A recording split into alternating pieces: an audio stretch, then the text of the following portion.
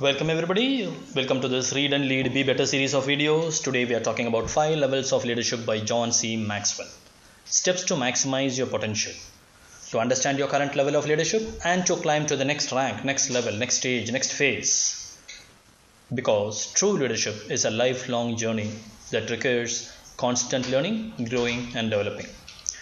My name is Anil Kumar and we talk about 5 levels of leadership by John C. Maxwell. Level 1, where you use your position to influence others and to grow. Level 2 is all about building relationships. Level 3 is for producing results. Level 4 is for developing your employees' talents, that is helping others grow, groom talent and mentor the team. And level 5 is to create their future leaders, the sustainability, the continuation planning. Maxwell defines the 5 levels of leadership as the position, permission, production, people development and pinnacle. Level 1, position. Level 2, permission. Level 3, production. Level 4, people development. And level 5, pinnacle. Leadership requires lifelong learning and action. Your ability to lead depends on how well you are able to exert influence. In other words, how much your team is allowing you to inspire and motivate them. So building relationships. Each successive leadership level grows from predecessor. Therefore, you cannot skip any level. You cannot straight away go to level 5. Higher levels require more effort and yield greater rewards because the more inputs you give, the more outputs you get. This is what the 5 levels of leadership is all about. Leadership is a journey. As you progress, you will pass through each level of this 5 levels of leadership. You can never leave the one behind, but you will do more of the next level activity. It takes a lifelong effort. It's a committed, determined, deliberated effort called for. The higher you ascend, the greater your fulfillment may be. Why? Because at the higher levels, you have greater rewards. You will leave a legacy. What you do at level 5 is what your legacy will be in the organization. Developing as a leader is like embarking on a voyage. Climbing to each successive level is increasing amount of work, more effort you will have to put in. It requires more commitment, but you will have more fulfillment. As you develop, you will find leadership easier. You achieve more, you accomplish more. You can fall from grace, remember that. You can fall from grace. And with horrendous speed, the fall will be accelerated faster and quick and instantaneous. Never forsake your values. Stick to your principles, stick to your values, stick to your character. At the top, you will get a chance to develop future leaders. You will get a chance to develop future leaders. Leadership journey begins when you gain a managerial position. Somebody identifies you and appoints you. They give you a title and a position. Someone believed in you. Somebody with a higher rank gave you a higher rank than what you have, which has more accountability, more responsibility, more people who report into, more resources that you control, and more results you are accountable for. Your first task is to show your boss and staffers how you intend to help them succeed. Because leading means leading up, leading down, and leading across. This new title just may mean that you have arrived in terms of status, but you have to earn the right to lead. It is not easy. Positions and titles are just labels. They are not guarantees of power. Power comes from your ability to inspire, ability to motivate, ability to influence. Good leaders make things happen. They get results. So you have to demonstrate success. You have to demonstrate character. Expand your capabilities. Go for your competencies. Create a following. Value the people who work for you. Provoke higher turnover if you are bad. You will unintentionally provoke high turnover if you are a bad leader. Good workers cannot tolerate bad leaders. They quit. People leave not the organization, not the team, but the leader. People often leave jobs to escape bad bosses. So you need to inspire, you need to encourage, you need to understand people around. You should not be ordering around, but asking them how you will be able to help them reach their goals and bring happiness to them so that they will bring happiness to you and your organization. Do you know who I am is not the question. Do I know who you are is the question. Do I know who I am is not the question. Do I know who you are is the question. All the letters before or after a name are like a tail on a pig. The designation, you are the CEO, you are the CFO, you are the MD. All these are like a tail on a pig. It has nothing to do with the quality of the bacon. Back end is not in the tail, back end is in the pig. So your task is to show the people above, people below, and people across how you intend to help them to succeed. That is your job cutout. Hard path focuses on productivity. Soft path focuses on building relationships. You are here to build relationships because other things the team will take care. Your objective is to build relationships, develop relationships, go deep into the minds of the people who give you the permission to lead. The team has to give you the permission to lead. You have to earn that permission. It cannot come or will not come from the position. Deal with the person as a whole, the body, mind, and spirit. Include the person's plus or minuses. The dysfunctional behavior, the health problems, the personal idiosyncrasies, the family background. Your work will become easy when you develop a mutual caring, because that will build a trust, that will build respect, that will build a bonding. Trust makes things happen faster. People who has left the people they had to work with. Be a good listener. Maintain a consistent mood, optimistic mood, positive mood. You know there are always conflicts when you are leading. So maintain positive attitude. Do not treat a person as an object to get your work done. Your team will give their best only if you encourage them, if you support them, if you inspire them, if they allow you to lead them. Do not underestimate a person's strength or weakness. Understand how their strength and weakness fit into the needs of the team. Define the values that matter to you. Put those values in action. When you live the values, they will live the values. Thank those who helped you obtain your current position. Surround yourself with people who think similar to you. People who have skills which you don't have. People who can complement your competencies. Know that you do well what you should do. There are certain things that you can do well. Do only those things. There are certain things where you cannot do well. There you have to seek support. You have to delegate. Focus more on the relationships, not on the systems or the rules. More on the relationship. Initiate difficult conversations when need be. Initiate difficult conversations when need be. When people don't meet the expectations. You need to communicate. You need to care. You need to convey. But you need to be strict when it comes to results. Problem solving is very important because you are hired to solve problems. There are problems when the day-to-day work of a leader. There will be difficult conversations that you have to make. Don't let problems fester, be it in the team, be it otherwise, interdepartmental. Have the discussion as early as possible.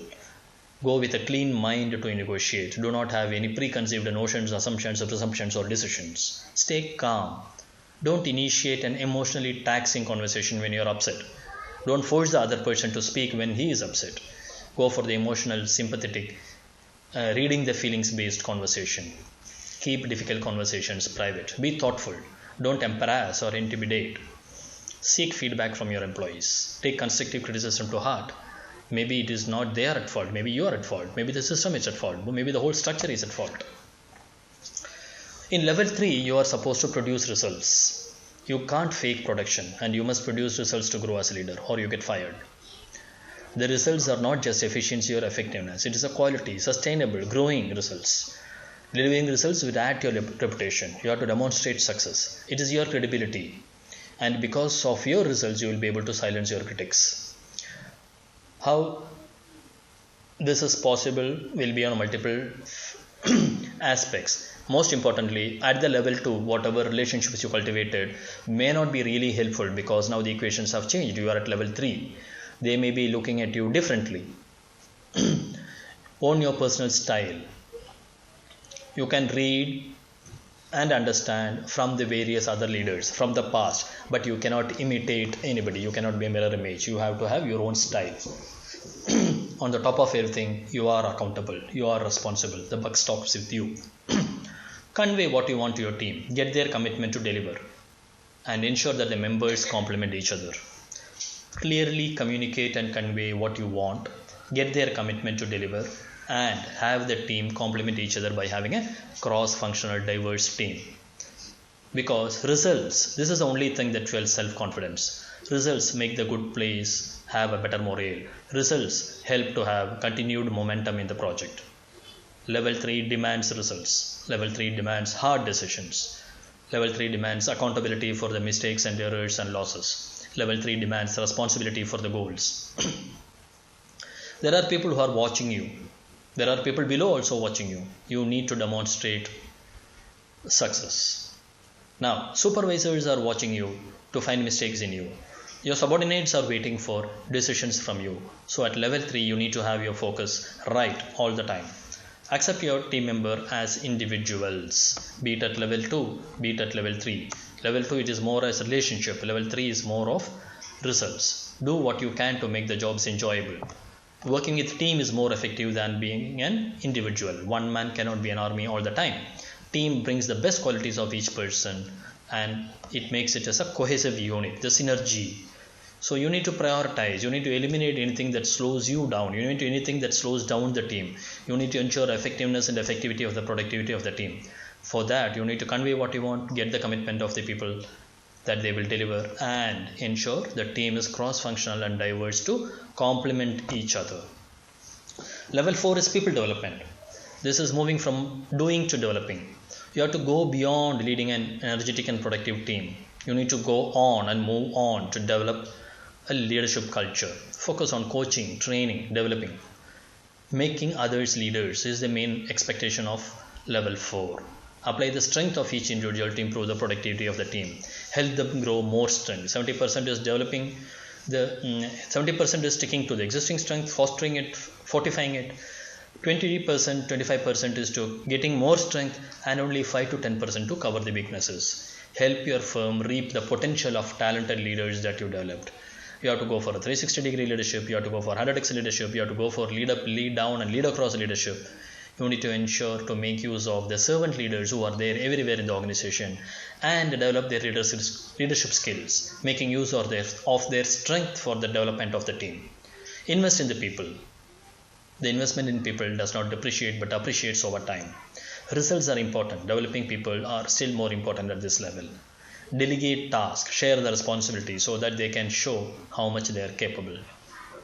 Use more time to think, because thinking is what you need to do at this level to see how you can develop others to this level. Being thoughtful helps in growth and development. You cannot influence people if they don't trust you. So if people have to trust you, you need to show integrity. You need to demonstrate that you stand for success. You need to be achieving your goals 100% of the time and helping others also achieve their goals 100% of the times. You cannot influence unless there is trust. Trust is the foundation of all relationships, not only leadership. Trust is the foundation of anything and everything at firm or at family. Some leaders pour their heart and soul into leadership development, receiving nothing in return. Either the employees are not ready, or once they become leaders, they go to another organization. But that's all fine, because developing leaders is your job. Let go of your ego and stop micromanaging. Tell them what the expectations are and then let them decide how they deliver. Learn to trust your employees. Delegate to them. Let them become leaders like you by trying, by practicing, by delivering. Do not get lost in politics. Do not go for convenience. Go for what is kanda. Seasoned leaders pave the way for others and let the companies reap the rewards. Sometimes leaders neglect leadership training because they are too self-centered or insecure. You don't train others because you are self-centered. You train others and they are found not ready or not useful. This do happen. But then try to promote people into leadership based on leadership potential. Then these problems may not arise. Try to promote people into leadership based on leadership potential. Chemistry is important in creating a sense of mutual regard. There has to be chemistry in the relationship. People should be willing to work for you, willing to accept you as a leader, willing to take instructions and guidance from you. Trust springs from working with someone who has a good character, and it can become the basis of a strong mentoring relationship. If the person is not of a character, the team may not like to work with you. They will not have trust in you. They will not allow you to lead them. They will not be inspired or motivated by you. So trust is the key. Only then there will be chemistry in the relationship and you will be able to work together. When you recruit potential leaders, consider the chemistry, the character, the capacity and contribution. What are their capacities? What is their contribution? What character is that they have lived all these days? Regarding people development, another important thing is integrity. Integrity is a character that comes from within. If you become successful, it's because a lot of people helped you all the way. So be humble, be thankful, be grateful, and at the same time give it back to society. Train others, help others, coach others, mentor others. Model the behavior that you expect from others in your behavior. You need to adopt a behavior that you expect others to have. Stay accessible, be humble, stay accessible. Be open to comments, be open to criticism, be open to remarks that other people make about your performance. Rely on close friends who care enough to tell you the truth about how you can improve. Many times, not everything that people say is the truth. So, you need to understand to analyze the ways and means of splitting or dicing and slicing the feedback and criticism to understand where it comes from, why, and what corrective action you need to take. Have an open mind, do not take everything to heart. Look for chemistry, character, capacity, and contribution. Next to integrity is the capacity. It is very difficult to assess. You will not know what the person did till today. The abilities that he had demonstrated will help him to achieve or accomplish in the days to come. Focus on their ability to handle stress, their skill to respond to problems. So how you deal with people, how you deal with problems. This is what will tell you whether you are a potential leader forever. A worthy candidate remains positive through challenging circumstances. So are you a people person? Are you handling problems positively? Then you are fit to be a leader.